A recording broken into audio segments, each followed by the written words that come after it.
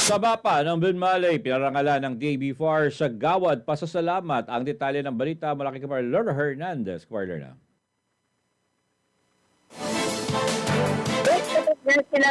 Pinangaralan bilang National Awardee ang samahan ng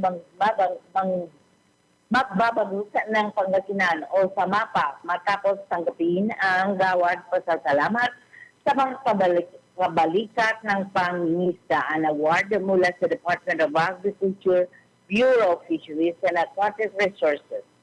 Ang pagkilala ay ginawat sa pagdiriwang na ika-62 Youth Conservation Week. Ipinagmamalaki na lokal na pamahalaan ng Binmalay ang tagumpay na ito na nagsisilbing patunay na dedikasyon ng SAMAPA sa pagpapaunlad ng industriya ng bangus at pagsusulong ng napapanatiling aquaculture. Itinuturing itong inspirasyon at dangal hindi lamang para sa Binmalay, kundi para rin sa buong pangisdaan na kinikilala bilang bangus capital ng bansa. Para sa Diyos at Pilipinas kong mahal, Lorna Hernandez, kapartner mo sa balita at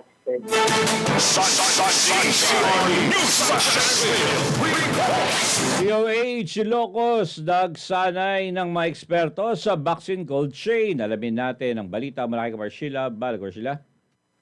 Nagsagawa ng espesyal na pagkasana ng Department of Health Ilocos Center for Health Development para sa mga provincial at city technicians, cold chain managers at public health pharmacies.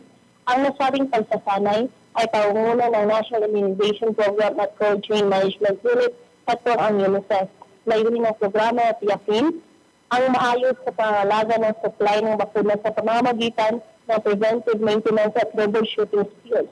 Sa pagtatapos ng pagsasanay, nakapagtatag na ng health experts ang rehiyon ng Ilocos na maaaring tumugon sa mga suliranin ng cold chain equipment na higit pang nagpapatatag sa sistema ng kapagkalusudan para sa mas maasang supply ng bakuna sa bawat pasilidad pang kalusudan. Para sa Diyos sa Pilipinas mahal, sila bala kapartner mo sa balita at sa buhay. Dagdag pambalita, Dollar Region 1 kinilala sa 2025 National Kabuhayan Awards. Ang detalye ng balita mula kay Kapar Jan Velgas. Jan. Yes, partner, kabilang sa mga pinarangalan sa 2025 Dole National Kabuhayan Awards na ginanap noong Setyembre 19, 2025 sa Clark, Pampanga, si Miss Jerry D. Orate, Regional Delipa Focal at Tupad Focal ng Dole Region 1. Siya ay kinilala bilang isa sa tatlong top performing regional Tupad Focal person sa buong bansa. Bukod dito, napabilang din sa top 5 finalists sa Livelihood Awarding Group category ang proyekto ng Empowered Persons with Disabilities of Alaminos City Consumers Cooperative para sa kanilang buy and sell of pasalubong items. Ang mga natamong parangal ay patunay ng pagsumikap at dedikasyon ng Dole Region 1 sa paghahatid ng makabuluhan at epektibong programa sa kabuhayan at emergency employment. Ipinagmamalaki ng rehiyon ang pagkilalang ito na nagsisilbing inspirasyon upang lalo pang palawakin at pag-ibayuhin ang serbisyong nakatuon sa kapakanan ng mamamayan. Para sa Diyos at sa Pilipinas kung mahal, Jan Belgas, kapartner mo sa balita at serbisyo.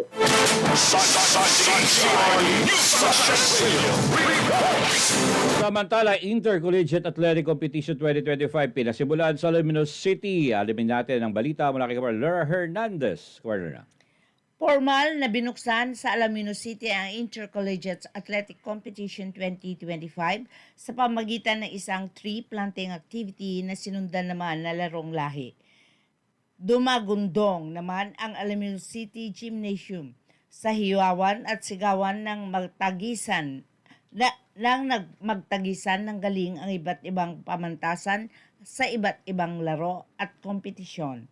Itinatampok sa selebrasyong ito ang diwa ng pagkakaisa, palakasan at sportsmanship na nagbigay saya at inspirasyon sa lahat ng lumahok at nanood. Para sa Diyos at Pilipinas kong mahal, Lorna Hernandez, kapartner mo sa balita at serbisyo.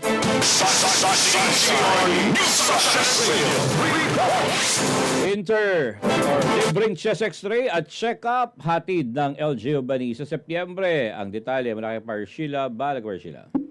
Isasagawa sa bayan ng Bani, Pangasinan ng libreng chest x-ray at medical check-up para sa mga residente. Pangungunahan ng aktibidad ni Mayor Facundo Palafox Jr. at Vice Mayor Gwen Palafox Yamamoto.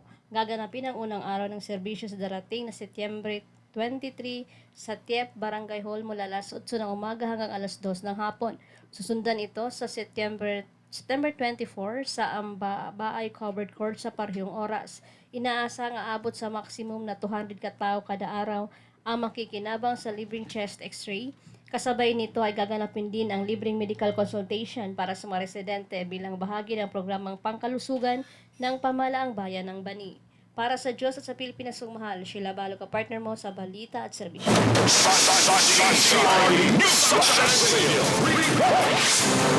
Dagdag pang balita, Dagupan City tumanggap ng Gawad Pasasalamat Award mula sa DAB-FAR. Ang detalye mula kay Camarlet Borbriguera. Camarlet?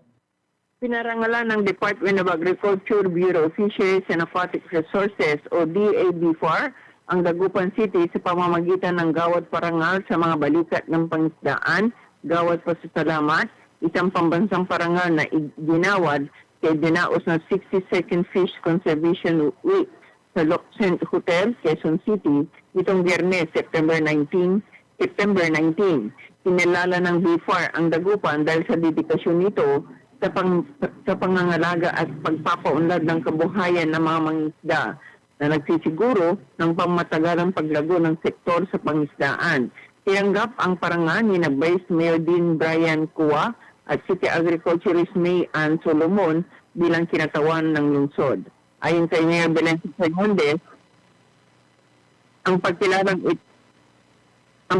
ito ay alay sa mga masisipag na mangisdang patuloy na bumubuhay sa industriya ng bangon sa Dagupan. Dagdag pa ni Vice Mayor Cua, mas lalo nitong natatatag ang kanilang layunin na pangalagaan at pangatigilin ang industriya ng bangus para sa susunod na henerasyon. Tampok sa programa ng lungsod ang Sagip Bangus Plus Initiative na nakatuon sa proteksyon ng kalikasan, maayos na pamamahala, suporta sa kabuhayan at modernisasyon ng aquaculture. Para sa Diyos at para sa Pilipinas kong mahal, kapartner, Ilet Morbeguera, kapartner mo sa balita at service. Samantala, DAR at PhilRice magtutulungan para sa mas mataas na ani at kita ng magsasaka sa Negros Occidental. Ang detalye sa pagbabalik ni Camarlet Borbriguera. Camarlet. Lumagda sa isang memorandum of understanding ang Department of Agrarian Reform at Negros Occidental at Philippine Rice Institute para suportahan ang mga agrarian reform beneficiaries sa ilalim ng Rice Business Innovation System o RICE 2.0 program. Layunin ng kasunduan na mapataas ang ani at kita ng mga magsasaka sa pamamagitan ng bagong teknolohiya, pagpapaunlad ng kabuhayan at negosyo, at mas manawak na access sa merkado. Ayon kay DAR, Negros Island Regional Director Lucrecia Taberna, ang Rice Biz 2.0 ay magbibigay ng lakas sa mga magsasaka upang maging negosyanteng handang makipagsabayan at makipag-ambag sa mga inklusibo at napapanatiling industriya ng palay. Sa ilalim ng kasunduan, tututok ang DAR na pinamumunuan ni DAR Secretary Conrado Estrella III sa pagpapalakas ng samahan ng ARD at pagbigay ng training, habang ang PhilRice naman ang magdadala ng teknolohiyang nakabase sa pananaliksik at mga programang pangkabuhayan. Ang hakbang na ito ay nakikitang susi para sa mas matatag na kabuhayan at masaganang sektor ng agrikultura sa Negros Occidental. Para sa Diyos at para sa Pilipinas kung mahal, kapartner, Ilet Morbeguera, kapartner mo sa balita at service.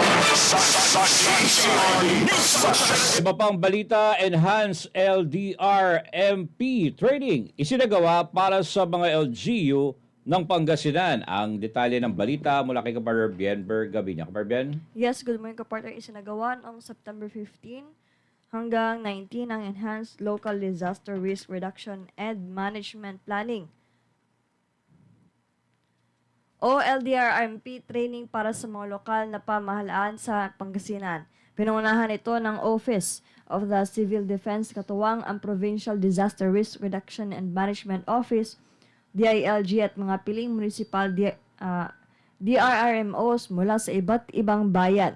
Layunin ng aktibidad na palakasin ang kakayahan ng mga LGU sa pagbuo at pagpapahusay ng kanilang LDRRM plans bilang mahalagang hakbang upang mas maging matatag at handa ang mga komunidad sa panahon ng sakuna. Para sa Diyos sa Pilipinas kumahal, si Vian Vergabinya, kapatid mo sa balita at serbisyo.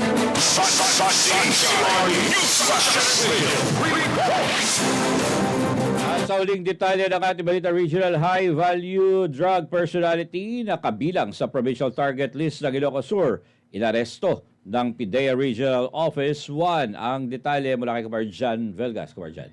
Yes, kapartner, na-aresto sa isang matagumpay na bypass operation ang isang high-value target drug personality na kabilang sa provincial target list ng Ilocos Sur. Isinagawa ang operasyon noong Setyembre 20, araw ng Sabado sa Sitio Barangay Kagalungan, Narbacan, Ilocos Sur sa pangunguna ni PIDEA Regional Office 1. Katuwang ang Narbacan Police Station at PIDEA Ilocos Sur Provincial Office. Kinilala ni PIDEA Regional Director Attorney Benjamin Gaspe ang suspect na si Elias Butchoy, 45 anyos, isang construction worker at residente ng Barangay Kagayungan, Narbacan. Nakumpiska mula sa suspect ang isang sachet ng hininalang shabu na tumitimbang ng humigit kumulang sa 1 gramo, isang wallet, isang caliber .22 revolver, at 2 improvised needles, isang plastic box, mga empty sachet at bayba sa money. Nakaharap ngayon ang suspect sa kasong paglabag sa Section 5 ng Republic Act 9165 o Comprehensive Dangerous Drugs Act of 2002 at Republic Act 10591 o Comprehensive Firearms and Ammunition Regulations Act. Siya ay nakakulong na sa Narbacan Police Station habang nagpapatuloy ang pinaigting na kampanya kontra droga ng PIDEA Region 1. Para sa Diyos at sa Pilipinas kung mahal, Jan Belgas, kapartner po sa balita at serbisyo.